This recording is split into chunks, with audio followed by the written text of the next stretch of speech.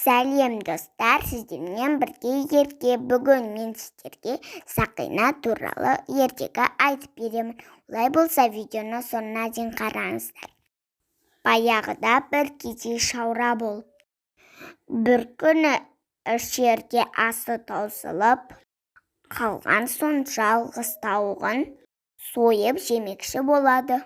Тауықты ұстап, енді бауыздай бергенде ол: «Уа, ием, мені соңғы тапқан жұмыртқамның ішінде алтын сақинам бар. Соны ал да мені босат» дейді. Сақина нені тілесең, соны орындайды. Тек қана бірақ тілек тілеуің керек деп ескертіпті. Шаруа тауықты босатып қоя береді. Тауықтың айтқаны рас екен. Шаруа күнде жарқыраған сақинаны алып, әйеліне келеді. Алғашында әйелі сақинаны көріп қуанады. Кейін таза алтын емес шығар деп күдіктенеді. Бұрын алтынның атын естігенім болмаса, қолдарынан ұстап көрмеген ғой. Ақыр оны зергерге апарып көрсетпекші болады. Ертеңінде шаруа зергерге келіп, болған оқиғаны түгел айтып береді. Зергер арам пиғылда адам екен. Ол шаруаның сақинасын салыстырып қараған болып, оған басқа сақинаны ұстата салады. Шаруа оны сезбей қалады. Зергердің сақинаң таза алтын екен дегеніне қуанып, үйіне кетіп қалады. Шаруа кетісімен зергер дүкенін мақтап бекітіп алады. Енді дүниедегі ең бай адам мен болам деп қуанады.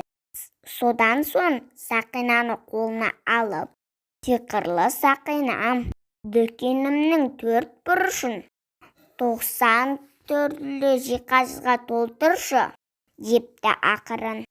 Сол-ақ екен, інжу маржан, асыл тастар, күміс теңге, ат басындай алтын құймалар зергердің үстінен нөсердей жауып береді.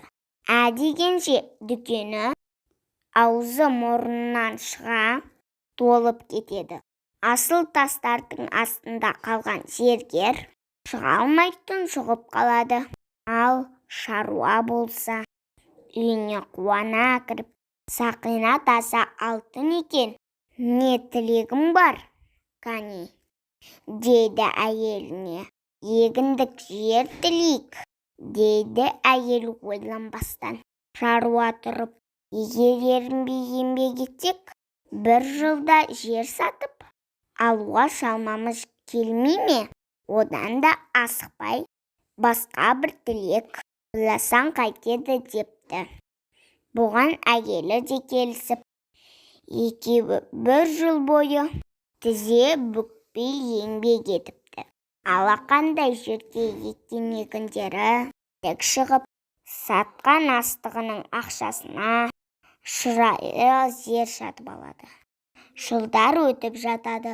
Өздері қартайса да, бұрынғыша еңбек етіп, соның жемісін тартып, ел қатары өмір сүреді. Балалары да ер жетеді.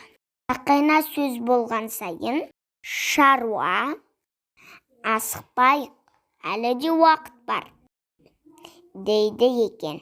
Әйелі бірде-бірде сақинаны ауызға алуды қояды. Өмір бойы шаруа осы қасиетті сақина деп өткен еді. Сақина зергердің жез сақинасы болатын. Алайда сол сақина шаруаның бақытқа жетуіне себепші болыпты. Жаман заттың адал қолда болғаны жақсы. Арамза қолға түскеннен әлде қайта артық қой. Мінекей достар, осымен менің ертегім аяқталды. Егер менің ертегім ұнаса, лайк басып тіркеліп кетіңіздер.